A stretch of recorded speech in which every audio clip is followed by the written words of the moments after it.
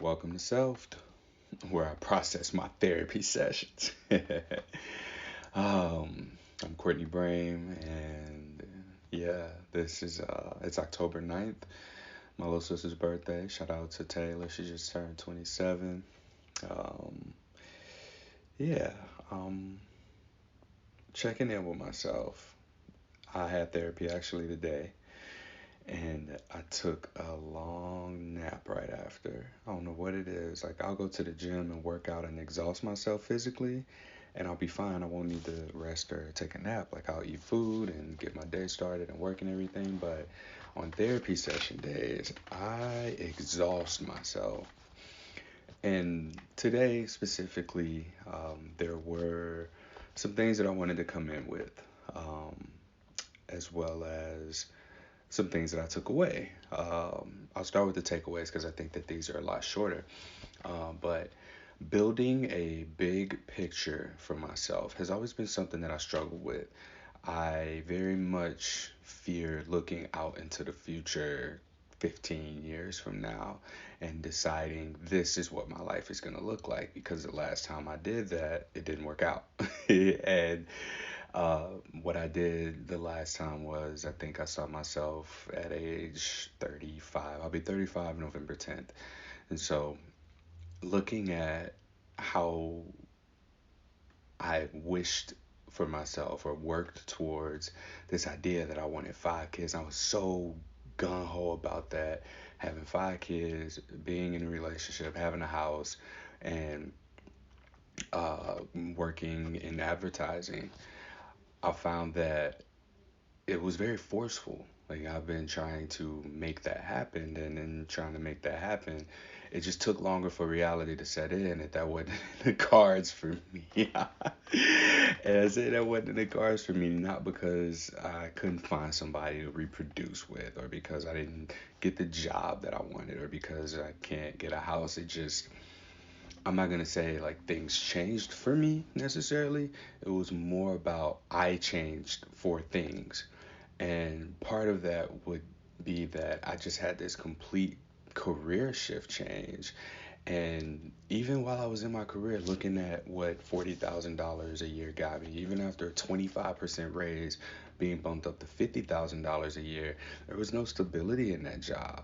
And there was no way that for me struggling to pay someone else rent and even save money while paying student loans, still entertaining myself, eating and paying bills to get by, there wasn't anything left over for kids. And I thought about myself like, okay, if I had to do this for another person, would I be able to? And that was making $50,000 a year. And like now I make significantly less than that for myself. And there's just no way. And over the last 10 years of my life, I think that I've fought with that. And it was in therapy today that I just came to the realization of like settling into the fact that, I might not have a family in that sense of what I believed for a family to look like. And there's this part of me that's like, damn, Courtney, this is really passive of you. You're not a passive person. In fact, I am at my core very, very, very confident, arguably arrogant person, according to my mom. But I mean, don't nobody know you like your mom do. And, I guess I've been fighting that for so long. Like, I've wanted this really humble and like quiet under the radar life because that was so much of what my existence had to be. If I didn't want to get in trouble, I needed to stay under the radar. And now not or avoiding trouble and not getting into trouble is getting me in even more fucking trouble. Like, there's no winning. You can either be the peacekeeper or you can be the disruptor. And I've been wrestling with this idea that nobody ever wins a war except for the person selling guns in it. And if we look at it, if you're selling weapons, I mean, and there's all types of wars now, just the division of humanity. You got vegans versus meat eaters. You got liberals versus conservatives. You've got the men versus everybody else. You've got actual wars. You've got even in the field of sex education where I work, there's the conservative versus liberal, and then even underneath those, there's these subcategories of polarity and duality. Now, I'm a firm believer that if everybody's on the same page, the world would end. I do believe that reality only exists on this plane of whatever this is because there is a duality that holds it together. And one side might get a little bit more pull and the other side might get another little bit of pull, but it's the constant back and forth that causes the vibrations at which we exist on this plane of existence, I guess. And understanding that, I recognize that I can't continue to exist fully on any side. I think everything is really about moderation. And I don't consider myself to be someone who is super in depth attached to one side or one outcome in everything, really. I think that everything should be supportive of life. Like I support, whatever brings life, whatever it is that life is allowed to just like work itself through. And by life, I mean the life force. Everything it is that exists, that moves, that vibrates, that is in space, whatever. I very much believe that the force of life is constantly moving through that, and I don't think that it's fair to block that off. And that means like, uh, in not restricting a person's life force and flow. I think that there are people who do that. There are activities that will do that, and my mission in life is to increase and facilitate the space for that flow to occur. Now, taking it back to the therapy thing, I felt like I had to do this one thing, and by force, like I'm forcing myself into like a bottleneck of something that I just don't fit into or fit through anymore. I was dropped into, metaphorically, this Coke bottle, right? And I'm in this Coke bottle, and as I'm in this Coke bottle, like I'm learning and I'm growing and I'm trying to force my way through the direction at which the Coke bottle is allowing me to. But the reality is, like, I've gotten so big that I'm allowing myself to remain restricted and small inside that Coke bottle because I want to get out the right way. When the reality is, I just need to shatter that shit. Like, I'm strong enough energetically to get out of there and see it for what it is, And coming out of that Coke bottle, looking around and seeing all the other Coke bottles, right? And people in their own Coke bottles. And some people were like, oh, hey, you made it out. Come over here. It's fun.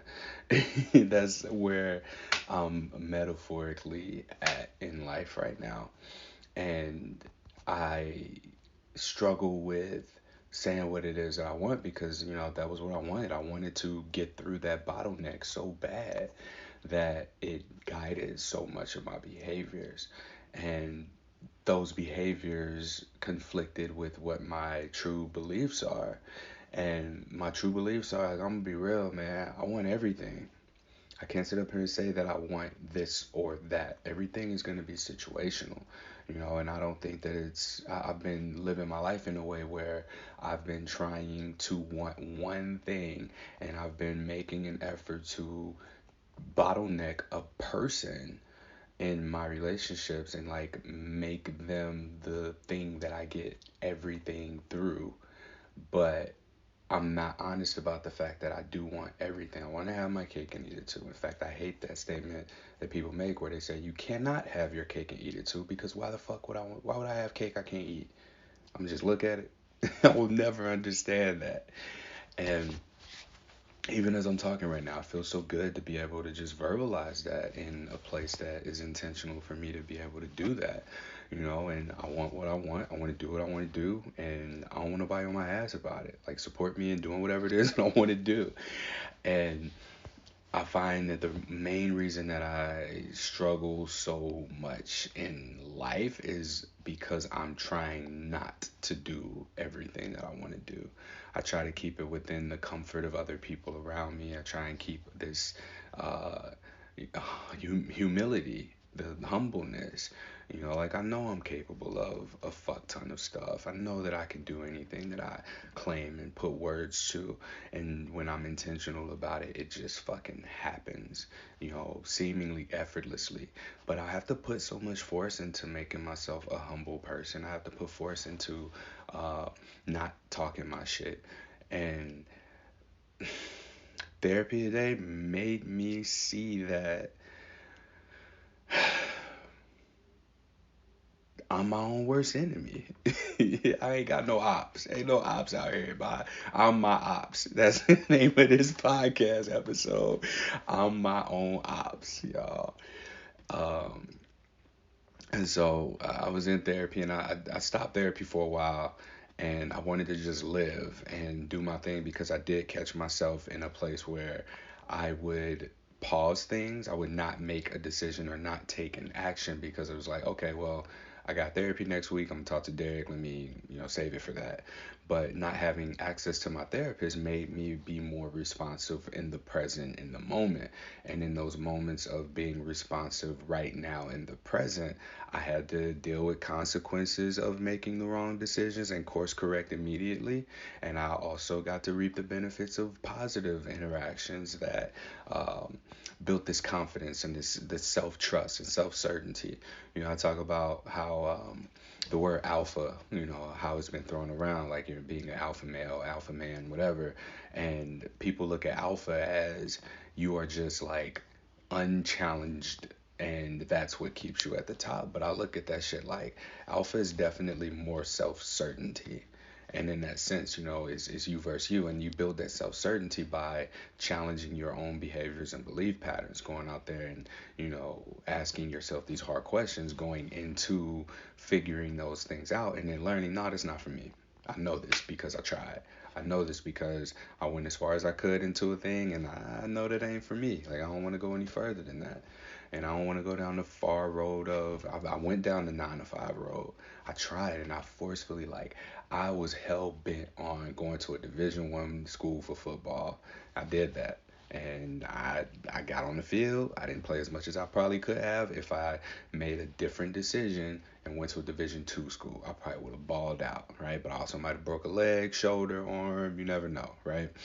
Um, I was hell bent on playing football as long as I could, managed to get through college. What if I would have, decided to take a different career path and might have met some other people and just went down a different road to investing in properties or being in IT or some shit like that?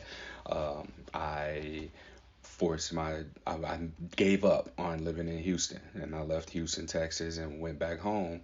And at home, I was a personal trainer for a while, and I was hell bent on that. And I've just been so hell bent on a lot of things, just kind of like going with the flow of what people around me were doing, that I never really stopped and took the time to think for myself, okay, with this ability to be consistent and successful at the things that other people want from me or other people want, and I'm able to support them in, what happens if I make the decision that this is who I am, this is who I'm choosing to be, this is what I am choosing to become for myself, and then let myself work backwards? And now I guess I can get into the point of me, what I initiated the conversation wise in my therapy session. I was supposed to have a partner come into town this week, and for whatever reason, I was just getting like off vibes, and the off vibes were just looking at our communication over the last few weeks, and it seemed like there was an underlying message that I wasn't picking up on. And I don't want to go into too much detail about, what was happening, what was going on, but those stacking events very much reminded me of a pattern in my life that led to me losing a very close friend of mine, like somebody that I had a very, very deep, intense friendship with. We never had sex, we never got sexual, but it was just a very important relationship to me. And I didn't follow my gut by speaking up and following through with that, and therefore, and I lost that friend. And now in hindsight, maybe this was a good thing, but I firmly believe that we don't make right or wrong decisions. We make decisions and then we make them right. But after that experience, and then there was another time where I decided that the best thing for me would have been to cancel a trip. Even if it was the day of last minute, and I recognize that that's a pattern, and it could have been a pattern in either direction, a pattern of positive response or a pattern of negative response. But I had to take a chance here because this is someone that I also deeply care about, and I don't think that she's doing okay right now. And so to come here and like sort of be a distraction, I know that I would have caught myself being in like fix it mode and making an effort to try and fix what was going on with her. But that's just not something that I can do. And I know there's this thing, it says believe women, believe them when they say things and all that shit. But the reality is, like, people, and when somebody's saying something that they don't mean. Like, there's an undercurrent to it if you're able to just be present. And my response is not out of a selfish intent. So I think that that genuinely doesn't apply here. Like, when you are able to listen to a person's words and be present, you pick up on the undercurrent of what those words are.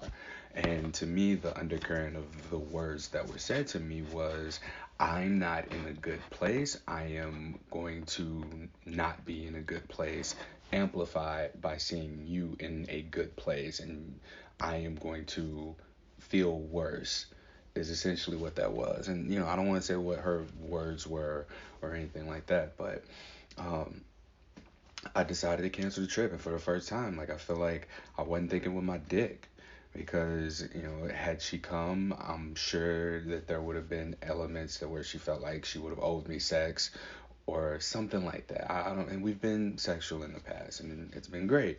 However, it the absence of presence is a huge turn off for me, and I feel like I was dreading it, and I had I sent voice messages because I wanted to talk on the phone, but that didn't work out. So I sent a couple voice messages in response to the thing that kind of was the icing on the cake to make me backtrack. And when I sent the voice messages, I just said, hey, here's what I'm picking up on. You can correct me if I'm wrong, but here's what I'm seeing, and I don't think that it's a good idea that we see each other right now.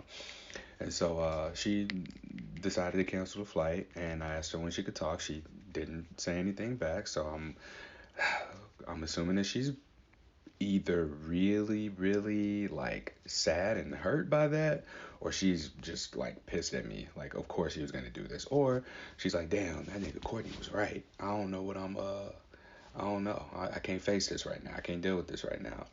So plenty of time went by, and this happens where I'm like upfront, intentional, and direct, and like I just don't hear from people again. It's just the nature of self awareness, I guess. So I tell my therapist this story, but I gave him like the almost exact details, and he said I'm proud. He said he was proud of me, um, because for this, like, it was a matter of protecting my peace, my energy, and giving my attention where it's able to be reciprocated. And I don't think that I would have been able to put energy there into this person while she was in this state. And even just like the sharing of energy was bringing me down, like I was like kind of dreading it. And I didn't realize it until after I vocalized what my concerns were. And now, just saying, like, this was a very negative, this person was in a very negative place, and I accept, a person being who they are for who they are, no matter, who you are. I accept that. um but I've become at a place with the work that I've been doing to create a sense of peace for myself, and I like this. I don't have any partners now living in Portland, Oregon, so like I even like deleted my dating apps.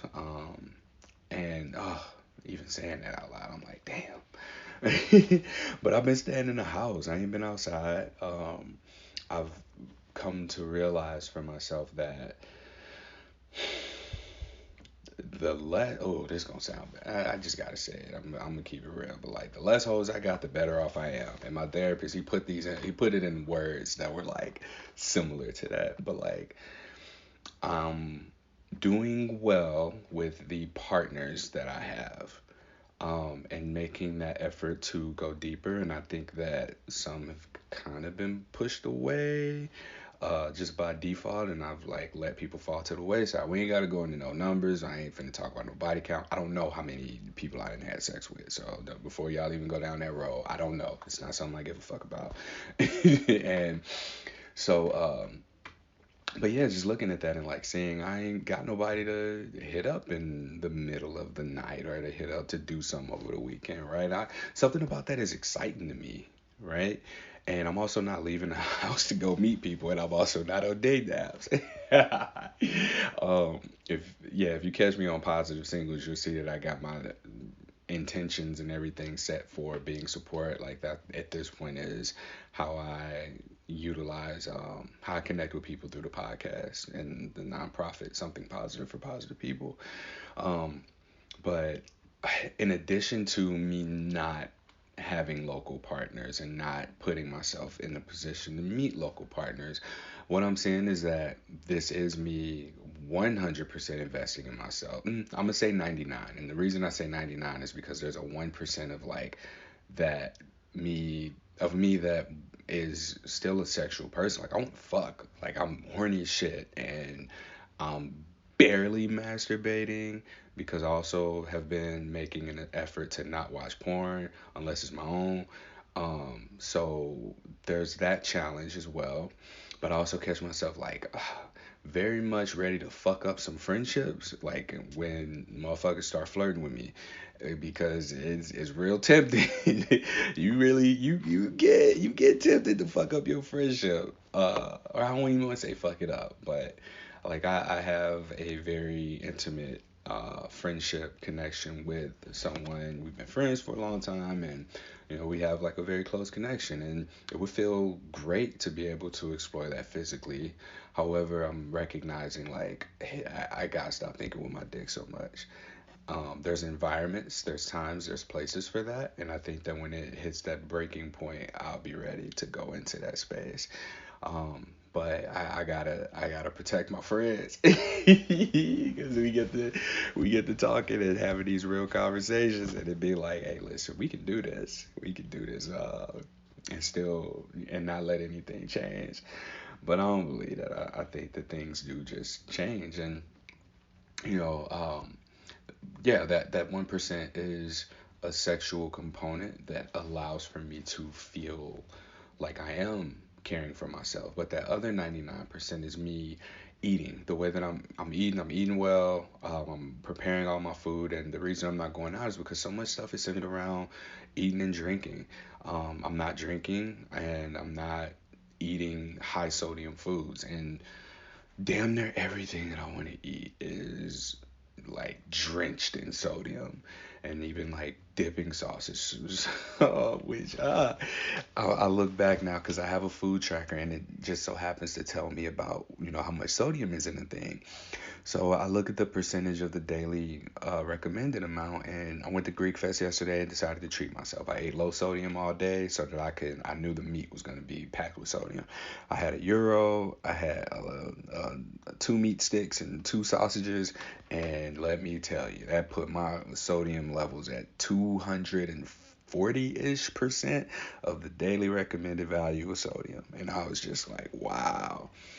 And I guess I can eat like significantly smaller meals, but like to me that wasn't nothing, because it ain't like I got like the pastas or the sides with it. I just ate the gyro and then the meat, and I was just like mind blown by how much sodium was in there. So even just like going out and finding things to do, socializing, like I recognize the temptation, but I'm also seeing the results. Like I'm sleeping through the entire night without having to piss, and I think that like my high sodium levels, my high blood pressure being triggered by so much sodium being consumed, I've been retaining water longer.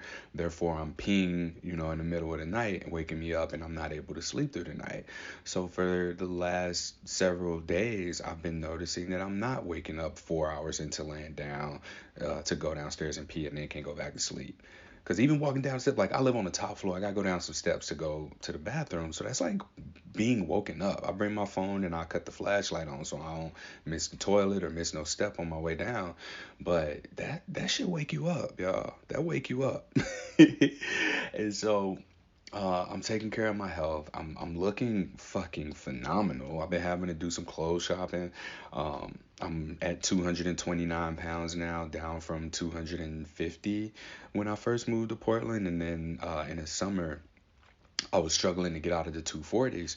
And when I came back from doing a lot of traveling over the fall, I think I was about 235 pounds. So for the last week or so, I've been consistently at 229 pounds. And my doctor says, um, we want to see what I look like at 220 to avoid being on blood pressure medication. Because I don't want to take that shit. Like, I don't like taking medication in general, but I really don't want to be dependent on something for the rest of my life, especially if it can be avoided if I just make a little lifestyle change. And so I'm doing all these things and taking care of myself. That's my physical health. Mentally, I've set up a significant amount of boundaries for myself to where my mornings are about me. And unless I bring something or someone in that's like important to me, like I called my little sister during my me time because today's her birthday. And I talked to her for a little while. I talked to my friend Will. We hadn't talked in a while. And during my me time, until I had to start working out, I was like, all right, yeah, I got to hit my workout. I'll talk to you later. So I'm able to like do those kinds of things. And even with running my organization, Something Positive for Positive People, people reach out to me about herpes stuff all the time and just want to ask questions, get advice. And, I had to start filtering people in the Patreon and tell them, hey, we have a support group on Monday nights, 6 p.m. Pacific time for Patreon members. And outside of that, like you can join the free monthly support group that's on the fourth Monday of every month as a non-member. And if you want to have like a conversation, like I need to see proof of a donation. And I feel good about that. I feel much better about that because I recognize that up to between 3 and 7 hours a week, I might be spending time talking to a person or a couple of people, and there be no sort of reciprocity. And I recognize that you burn out when you give in a way that you're being taken from and not giving in a way that is in some form or fashion reciprocated. And all I ask people to do is just contribute to the community, contribute to my efforts. It's just me. And now, with having a focus of finishing the Something Positive for Positive People book, finishing preparing for the conference that I'm going to have May 23rd, 2024, and then gathering survey findings to be able to present these in other spaces. Between those three things, I really don't have time for anything that's not supportive to those three things that comes through Something Positive. So I'm funneling people into those support groups, making donations and Patreon, and these are some boundaries that I've had to have for myself. And I feel phenomenal about that because the more you practice boundary setting, the better you are respecting other people's boundaries, the more energy you got to give to what it is that you care about, and the better you're able to take care of yourself. And that's what I'm really learning in my therapy sessions are to prioritize myself. So when I was able to prioritize me, my character, my values, the intangible aspects of myself, my essence, right? Because we're not our bodies, we're not our minds, we're the electricity that runs through the current of the nervous system that runs these bodies and minds that we have. And so being able to not let my body run me and think with my dick like, oh man, I really need some pussy. I'm gonna have her come out here anyway. I don't care what kind of mood she in.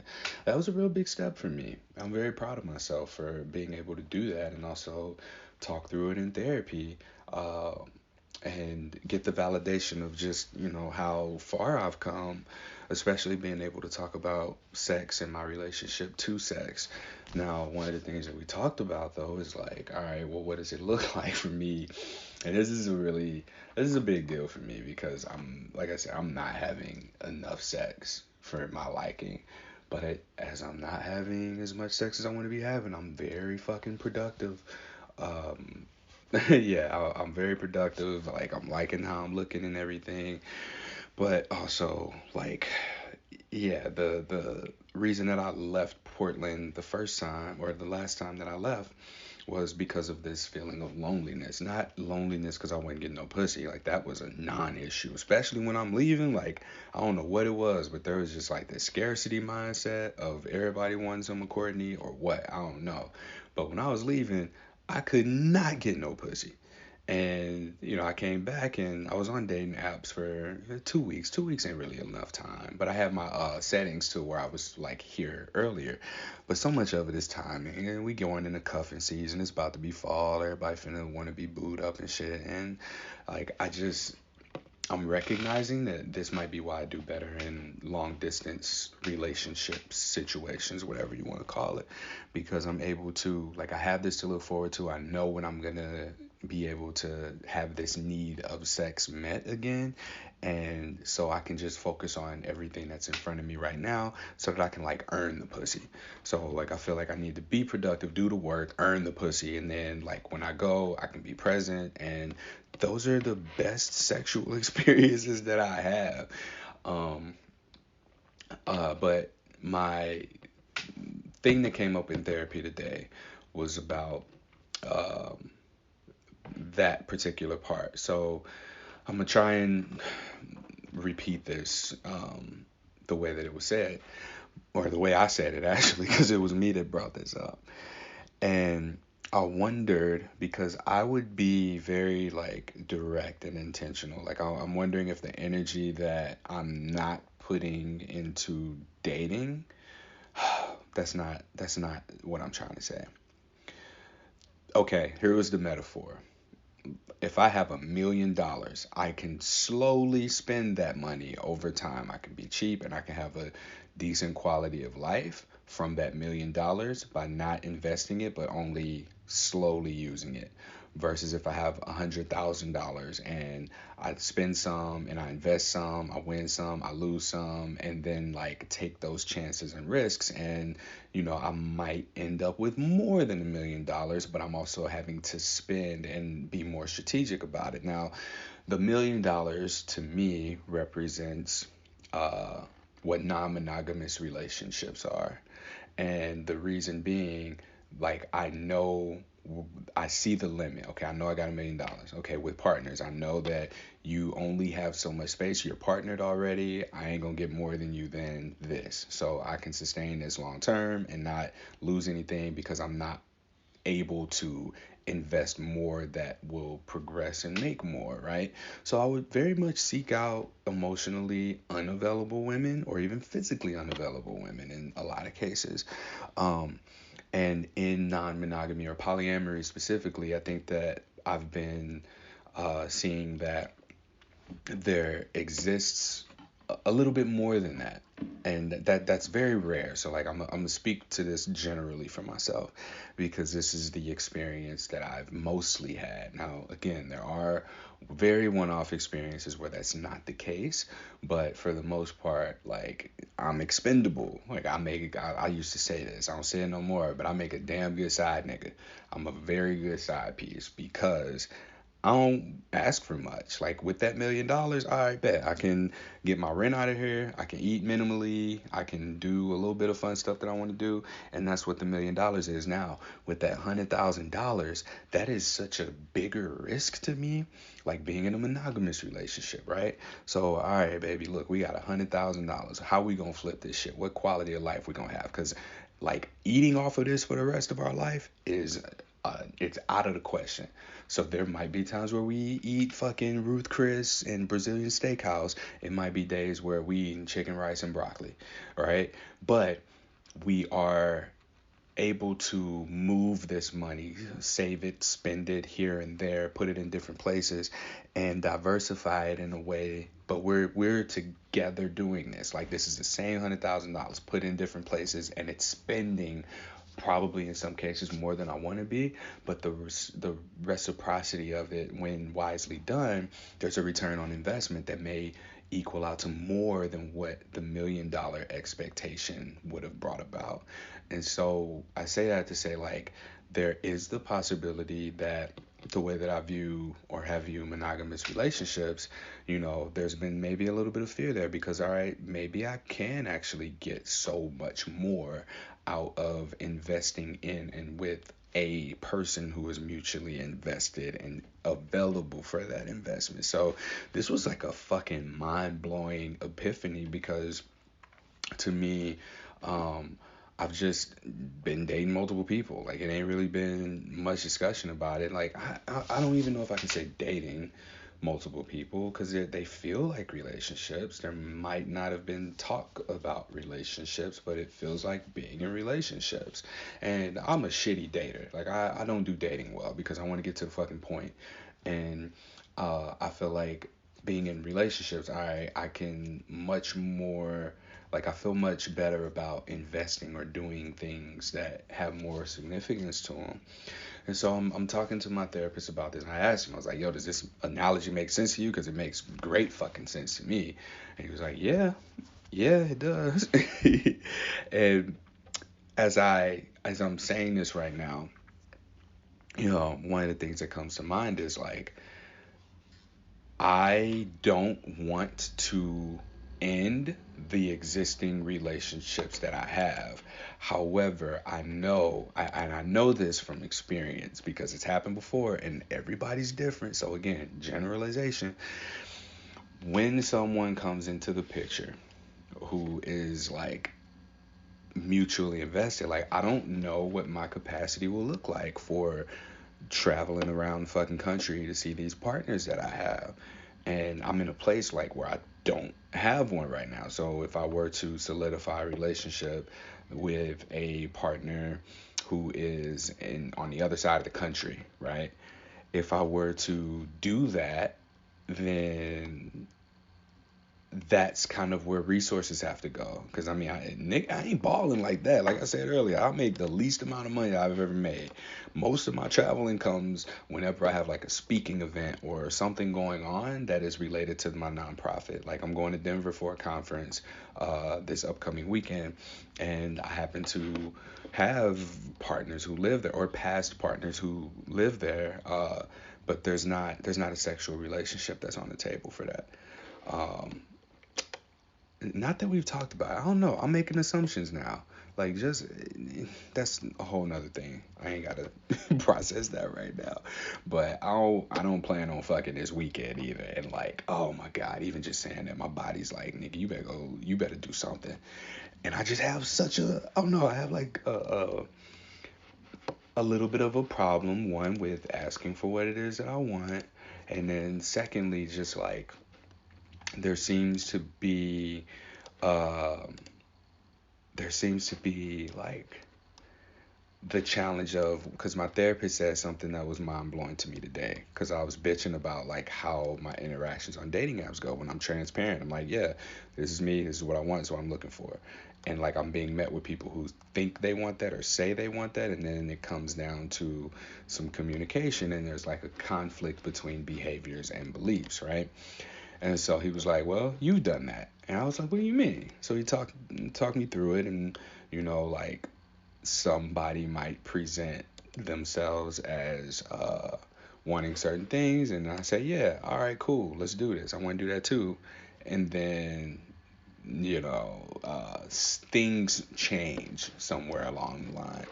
And he's right. Like, I have, and I fucking recognize that. I hate being called out, but I need it. So being called out is that's just part of the game. That's what comes with this. You know what I mean?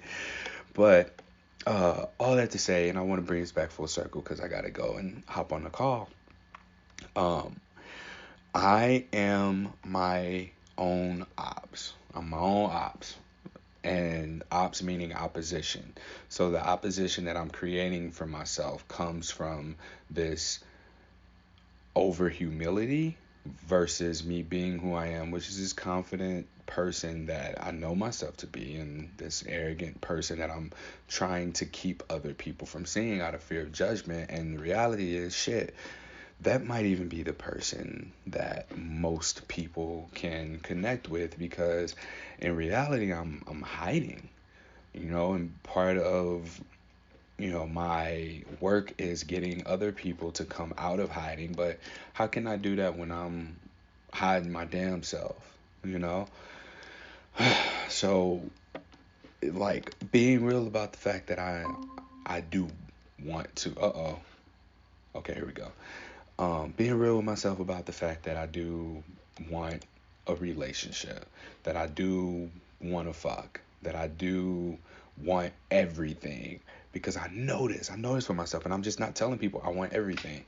Like, yeah, I do want to have a family. I do want to be able to fuck other people. I do want to have other deep, intimate connections and relationships. I do want to make a lot of money. I do want to continue to do my charity work. I do want to, uh, I want to do all the shit. And I don't want to have to restrict myself, because I've been restricting myself my entire fucking life.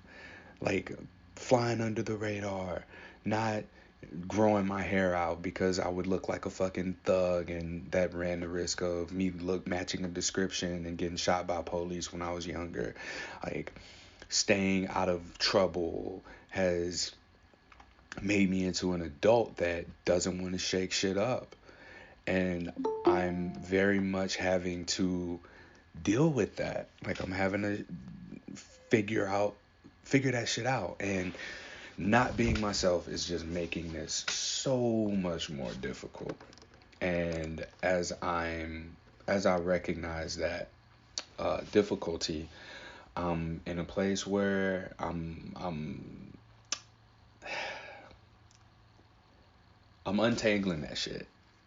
I'm untangling that shit, and I recognize that, like, the big picture of all of this is that I need to be able to see what my life looks like, the life that I want to have, the life that I want to create for myself, the person I am wanting to be. That is what needs to happen. And then I work backwards from there and allow people who support that vision into my life at whatever capacity. And the ones who are here now who want to stay here, allow for them to stay and allow for them to be able to contribute more. That's what my takeaway is from my therapy session today, just through talking about my relationship to sex and dating. And that's it. I got to jump on this call now. But yeah, I'll be back to do more processing. So if you rock with this, hit me up. Let me know. Let me know your thoughts. What's your relationship to sex, right? Are you your own ops? Because I know I am. But yeah, we changing that. Till next time.